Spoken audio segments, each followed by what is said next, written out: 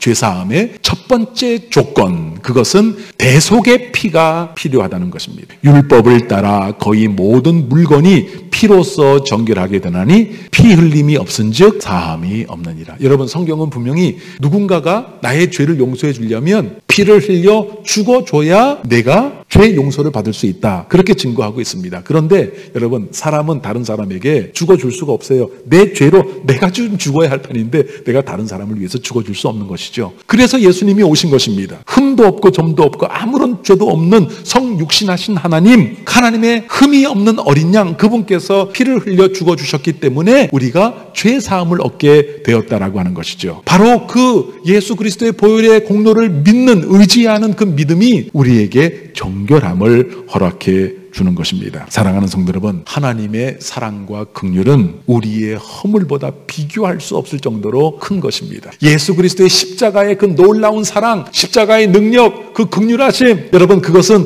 우리가 이 세상을 살아가면서 지을 수 있는 그 어떤 죄보다도 크고 능력이 있어. 그 어떤 죄라도 다 용서해 줄 수 있는 능력이 있다라고 하는 사실입니다. 여러분, 십자가의 사랑이 우리에게 증거하는 것이 무엇인가 하면, 우리를 향한 하나님의 사랑을 여러분, 우리는 더 크게 만들 수 있는 가능성이 전혀 없습니다. 우리를 향한 하나님의 사랑을 더 작게 만들 수 있는 가능성도 전혀 없습니다. 하나님이 우리를 바라보실 때 예수 그리스도의 십자가의 프리즘을 통해서 우리를 바라보시기 때문에 하나님의 완전한 사랑, 충만 위에 충만한 완전한 사랑이 조금이라도 낮아져 본 적이 없다라고 하는 것이죠. 그 사랑을 지금도 우리가 받고 있다라고 하는 사실을 절대로 잊어서는 안 됩니다. 그래서 우리는 십자가 앞으로 매일매일 나가야 합니다. 그 십자가 든든히 붙들고 있어야 합니다. 주님의 거룩한 보혈을 날마다 입으로 간증해야 합니다. 그렇게 사심으로 말미암아 죄 사함의 기쁨으로 항상 승리하시는 주님의 백성들 되시기를 주의 이름으로 간절히 축원합니다. 죄 사함의 두 번째 조건, 그것은 죄에 대해 고백해야 한다는 것입니다. 만일 우리가 죄가 없다고 말하면 스스로 속이고 또 진리가 우리 속에 있지 아니할 것이요, 만일 우리가 우리 죄를 자백하면 그는 미쁘시고 의로우사 우리 죄를 사하시며 우리를 모든 불의에서 깨끗하게 하실 것이요, 만일 우리가 범죄하지 아니하였다 하면 하나님을 거짓말하는 이로 만드는 것이니 또한 그의 말씀이 우리 속에 있지 아니하니라. 죄사함을 어떻게 받을 수 있는가 하면 우리가 진솔한 마음으로 주님 앞에 우리의 죄를 고백하면 됩니다. 자백하면 됩니다. 그러면 우리 하나님은 미쁘시고 의로우사, 신실하시고 의로우시기 때문에 그 언약을 지켜주시는 분이시기 때문에 우리가 고백할 때마다 우리를 깨끗게 씻어주신다라고 말씀하고 있습니다. 자, 그러니까 우리의 죄를 용서받는 일, 여러분, 결코 어려운 일이 아니죠. 제일 어려운 일, 대신 죽어줘, 피 흘려 대신 죽어주는 일은 예수님께서 대신해 주셨으니까 그건 너무나 감사한 일이고, 두 번째 우리가 해야 될 일이 뭐예요? 고백. 내가 매일매일 짓는 죄를 고백만 하면 용서해 주는 거니까 여러분, 그게 어려운 일이 없습니다. 그런데 세 번째 조건이 비교적 어려운 것입니다. 세 번째, 죄사함의 세 번째 조건, 그것은 우리에게 죄 지은 자에 대해서 용서해 줘야 된다는 것입니다. 그래야 우리가 하나님 앞에서 용서함을 받을 수 있다라고 말씀하고 계시죠. 우리가 우리에게 죄 지은 자를 사하여 준 것 같이 우리 죄를 사하여 주시옵고. 여러분, 기도할 때 주님께서 가르쳐 주시죠. 우리가 우리에게 죄 지은 자 용서해 주었어요. 그러니까 주님, 우리의 죄를 용서해 주세요 라고 기도해야 된다는 것입니다. 다른 말로 얘기하면 너희에게 죄 지은 자를 용서해 주지 않았으면 나한테 와서 용서받을 생각하지 마 라고 그렇게 말씀해 주고 있는 것입니다. 여러분, 이 말씀이 얼마나 중요했는지 예수님은 주 기도문을 가르쳐 주고 그걸 마치시고 난 다음에 곧바로 이어서 이 부분에 대해서 다시 설명을 해 주시는데 14절과 15절에 있는 말씀 우리 한 목소리로 읽겠습니다. 너희가 사람의 잘못을 용서하면 너희 하늘 아버지께서도 너희 잘못을 용서하시려니와 너희가 사람의 잘못을 용서하지 아니하면 너희 아버지께서도 너희 잘못을 용서하지 아니하시리라. 주님의 말씀은 분명하죠.